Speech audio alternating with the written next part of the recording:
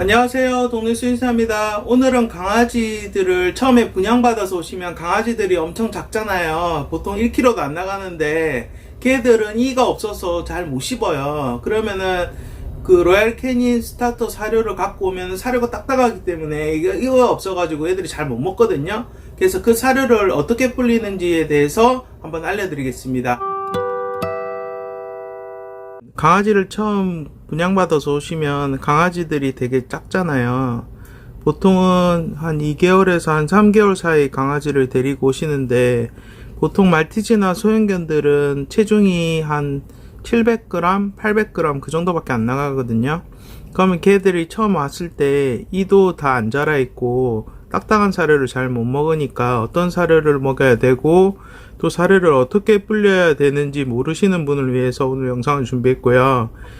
보통 샵에서 분양 받으시면 가장 많이 권하는 사료가 이 로얄 캐닌 스타터예요. 근데 이 사료는 알은 작은데 좀 딱딱한 편이라서 불려줘야 된다는 단점이 있고, 이 내추리스 퍼피 사료 같은 경우는 사료가 알이 좀 말랑말랑하기 때문에 안 불려도 잘 먹는 애들이 있고, 그리고 이제 불리는 경우에도 금방 불려지기 때문에 이렇게 보시면은 내추리스 같은 경우는 이렇게 눌렀을 때 이렇게 약간 눌러지거든요. 이게 눌러지는 거 보이시죠? 그래서 약간 이게 좀 반습식 사료라서 알이 되게 작고 기호성이 좋아서 일단은 좀 먹이기가 편하시기 때문에 사실 저는 웬만하면은 이 내추리스 퍼피 사료를 먹이시라고 설명을 드려요. 근데 보통 샵에서는 이게 내추리스 퍼피 사료가 동물병원 전용 사료라서 보통 샵에는 동물병원이 아닌 경우에는 스타터를 권할 수밖에 없고요. 그 다음에 요 알파벳 주니어 사료도 괜찮거든요. 이것도 이제 이것도 알이 딱딱해서 이것도 처음에 불려주셔야 되니까 뭐 어쩔 수 없이 로얄 캐닌 스타터를 가지고 왔다고 가정하에 이제 설명을 드릴 거고요. 사료마다 그 먹이는 용량은 체중에 따라서 잘 나와 있어요. 그래서 내추리스 퍼피 같은 경우는 보시면은 보통 0에서 2kg 사이잖아요. 그러면은 하루 급여량이 30에서 60g 정도 되고 종이컵으로 쳤을 때 한 절반 정도. 그래서 이제 보통 체중이 적게 나가는 애들은 하루에 한 30g에서 종이컵 한 2분의 1 정도 주시면 되고요. 그리고 이제 제일 중요한 게 사료를 줬을 때 변이 딱딱하거나 변이 끊어지거나 좀 변이 되게 건조하다 그러면은 사료양을 좀 늘려주셔야 되고, 만약에 이 양을 줬는데 변이 약간 축축하거나 약간 질게 나오면은 양을 좀 줄이시면 되고요. 보통 어린애들은 하루에 한 3번에서 4번 정도 나눠서 급여하시는 게, 그러니까 조금씩 자주 주시는 게 좋아요. 불리는 방법을 설명을 드리면, 여기에 불린다고 생각했을 때 얘가 먹을 사료양을 그람수를 재서 이렇게 넣었다고 쳐요. 제가 좀 많이 넣어 볼게요. 이렇게 넣었죠. 이렇게 넣었는데 물의 양을 어느 정도 넣어야 되냐고 많이 물어보시는데, 물은 절대 많이 넣으면 안 돼요. 그래서 제가 보여드릴게요.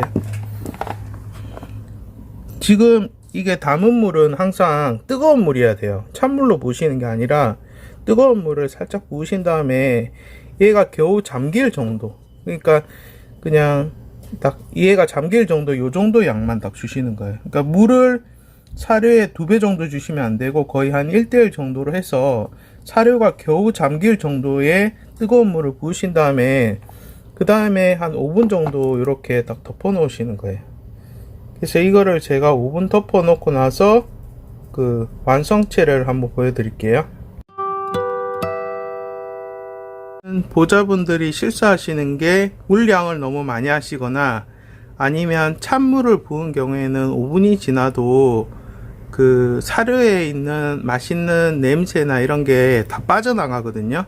그러니까 우리 그냥 찬물에 밥만 것처럼 그렇게 되거든요.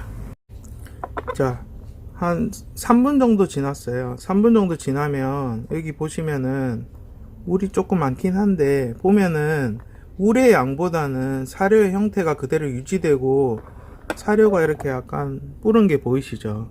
그래서 사료를 이렇게 눌렀을 때 사료가 이렇게 약간 으스러지는 정도고, 예. 되게 으스러지죠. 이렇게 되거든요. 그리고 이제 처음에는 아주 뜨거운 물을 부어도 보통 한 3분에서 5분 정도가 지나면 여기 다 식어 있어요. 그러니까 사료가 불고 나면은 사료가 미지근한 상태이기 때문에 이 상태에서 바로 이렇게 부어서 그냥 먹이시면 됩니다. 그러면은 어린 강아지들이 잘 먹거든요. 이렇게 사료를 불려 주시는 거니까 참고하시기 바라고요. 자, 이렇게 이제 사료 불려서 먹이는 방법까지 설명을 드렸는데, 또 보호자들이 물어보는 질문 중에 하나가 사료를 언제까지 불려줘야 되냐고 이제 많이 물어보시거든요. 그래서 보통 한 2달에서 한 3개월 된 강아지를 데리고 와서 한 일주일에서 한 2주 정도 불려주다 보면 강아지가 이가 조금씩 자라면서 이제 그냥 건사료를 줬을 때 사료를 먹으면은 그냥 그 순간부터 안 불려주셔도 됩니다. 그러니까 요약을 하면 처음에 이제 이가 없으니까 이제 사료를 불려줘야 되는데 그 강아지도 처음에 건사료를 줘보는 거예요. 그러니까 건사료를 줬는데 잘 먹어. 그러면 안 불려도 돼요. 뭐 샵에서 아무리 불려야 된다 해도 안 불려도 돼요.